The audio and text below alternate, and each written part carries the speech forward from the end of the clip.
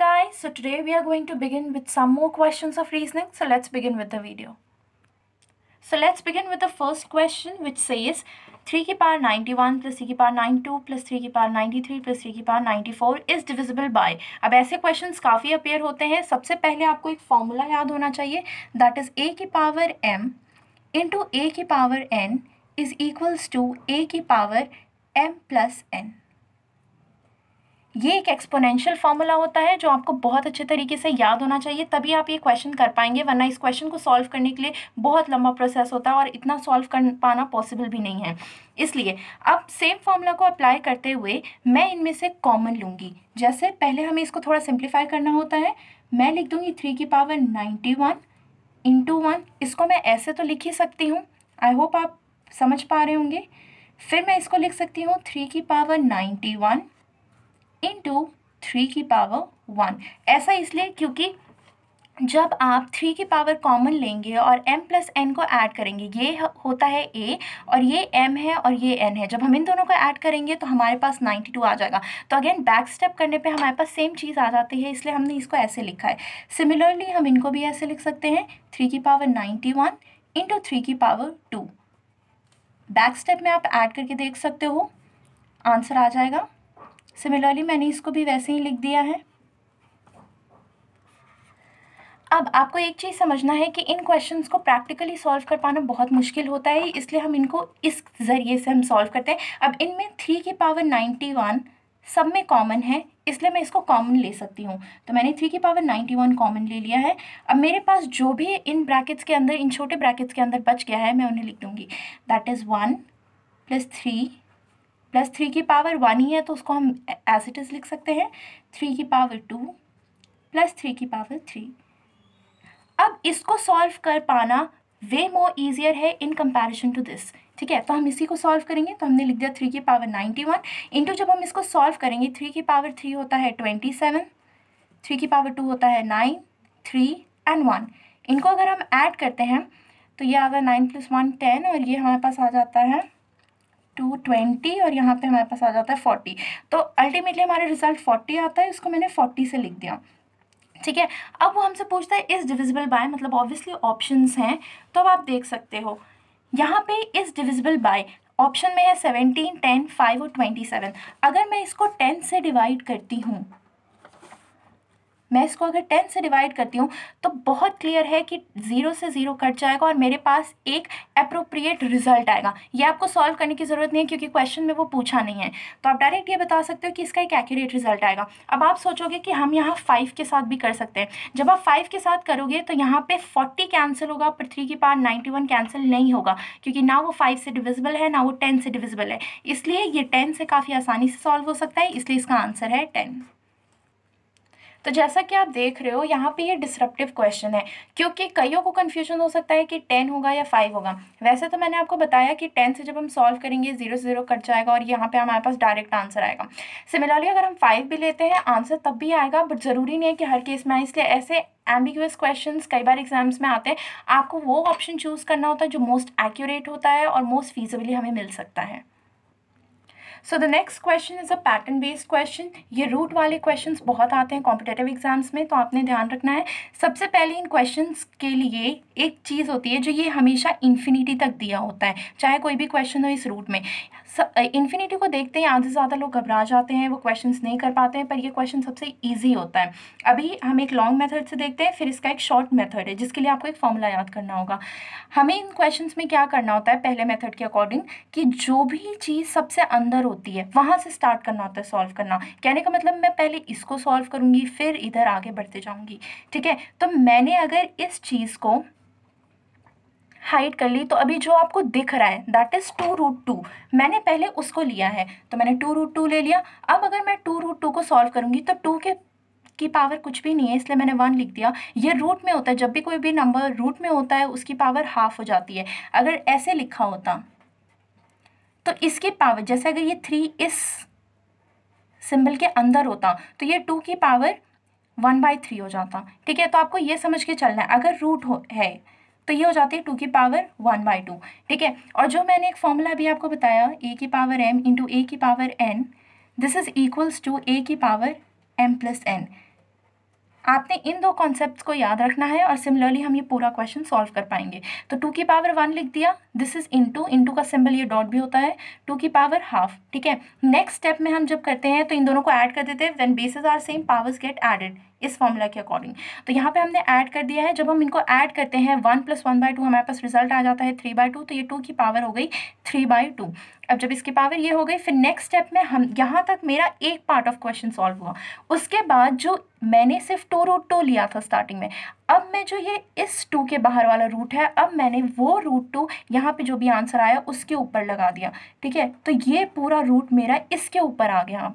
इसके बाद मैं फर्दर इसको सॉल्व करना शुरू करूँगी। अगर किसी भी चीज़ के ऊपर रूट होता है तो हम उसे हाफ मानते हैं, इसलिए सिमिलरली मैंने इसको ब्रैकेट में लिख दिया 3/2 और इसकी पावर हाफ लिख दी। जब मैंने इसकी पावर हाफ लिख दी तो ये मल्टीप्लाई हो जाएंगे। जब भी किसी चीज़ के पावर ऐसे होती है, a की पावर m की power n that is equals to a की पावर mn, मतलब वो दोनों मल्टीप्लाई हो जाते हैं। अगर दो चीज़ें पावर में हैं तो वो आपस में मल्टीप्लाई हो जाते हैं। ध्यान रखना है, यहाँ पे a है, m है, n है।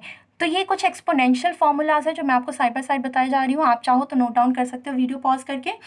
और सिमिलरली हम यहाँ पे मल्टीप्लाई कर देंगे। जब हम इन्हें मल्टीप्लाई करेंगे तो ये 2 2 ज़ा 4, मैंने उसको वो लिख दिया है।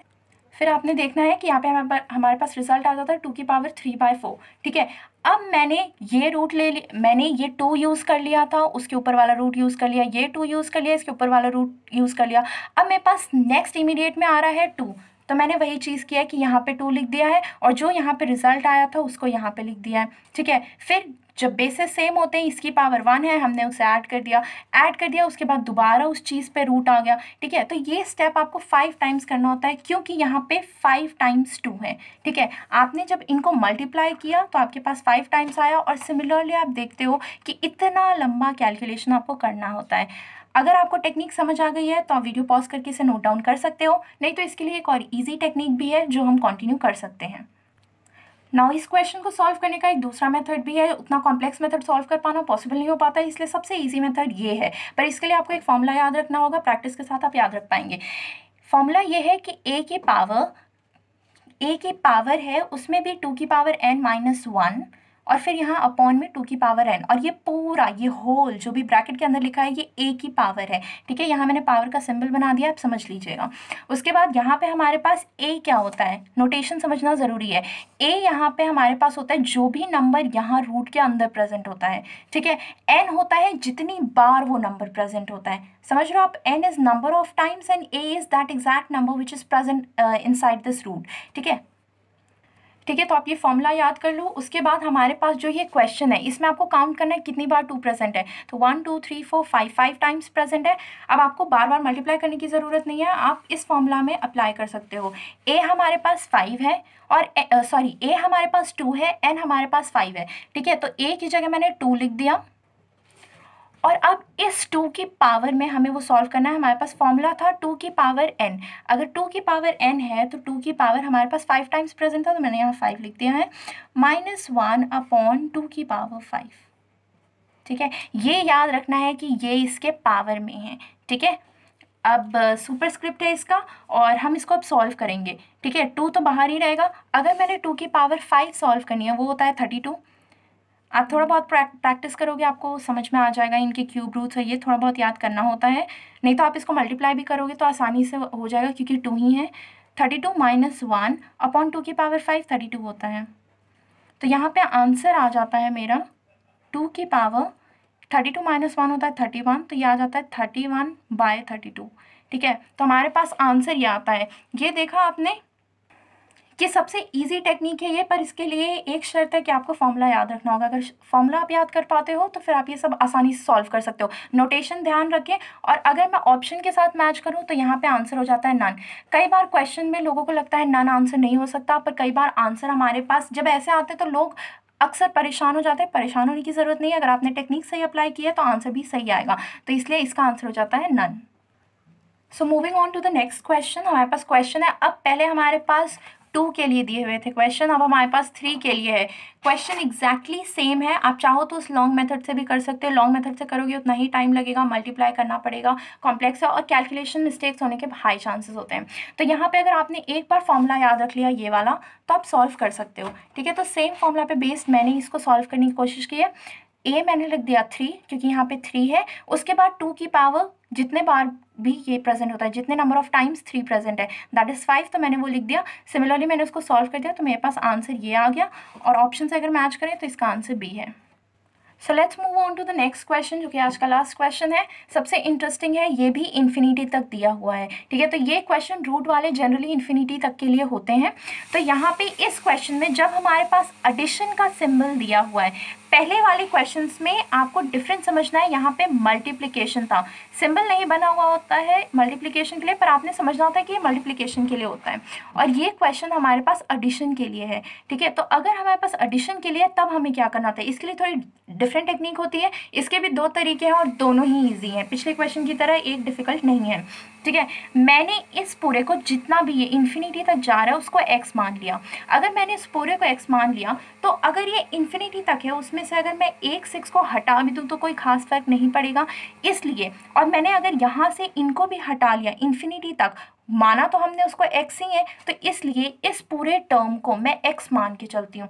ऐसा क्यों? क्योंकि मैंने ऑलरेडी आपको बोल दिया है कि √6 + √6 + √6 जितनी बार भी आएगा that is equal to x। तो अगर ये x है तो ये मैं यहाँ से लेके इन्फिनिटी तक जितने भी √6 हैं उनको x मान लिया है। तो यहाँ पे मैं नेक्स्ट स्टेप में ये लिख सकती हूँ कि ये 6 मैंने रहने दिया, कि ये मेरा मेन 6 है, इसको मैंने रहने दिया, और ये जितने भी हैं उनको मैंने x मान लिया, ठीक है। इस क्वेश्चन को सॉल्व करने का ये टेक्निक बहुत आसान है, ठीक है। इसको रूट में रहने दिया, and this is also equals to x, ठीक है। तो यहाँ पे हमारे पास लाइक टर्म्स आ जाते हैं तो सॉल्व करना आसान हो जाता है। उसके बाद अगर मुझे रूट हटाना है तो मुझे स्क्वायरिंग करनी होती है बोथ साइड। मैंने एक स्टेप मिस किया है, आप चाहें तो कर सकते हैं। हम दोनों साइड स्क्वायरिंग करते हैं तो स्क्वायर से रूट कट जाता है और मेरे पास डायरेक्ट ये आंसर आता है, और यहाँ पे स्क्वायरिंग हो जाती है। याद रखना है कि यहाँ पे एक स्टेप होता है स्क्वायरिंग, ठीक है। उसके बाद यहाँ पे ये हो गया, रूट इस तरफ आ जाता है और हमारे पास ये आ जाता है। उसके बाद ये एक हमारे पास एक क्वाड्रेटिक इक्वेशन बन जाता है, उसको हमें सॉल्व करना होता है। कहने का मतलब हमें इसके फैक्टर्स फाइंड करने होते हैं, तभी हमारे पास x की वैल्यू आती है, ठीक है। तो x की वैल्यू के लिए मैंने इसको 0 से इक्वेट किया, क्योंकि मैं जब इस x² - x लाऊंगी तो यहाँ पे 0 बचेगा। मैंने 0 से लिख दिया। फैक्टर्स अगर हम इसके बनाएंगे, फैक्टर्स हम c के कंपैरिजन बनाते हैं। इसका कोफिशिएंट को हम a मानते हैं, इसके कोफिशिएंट को b मानते हैं और इसके कोफिशिएंट को c मानते हैं। तो जो भी हमारे पास c होता है उसके हम फैक्टर्स ब्रेक करते हैं। जब हमने फैक्टर्स ब्रेक किया तो -3 और +2, क्योंकि 6 को हम लिख सकते हैं ना 2 × 3।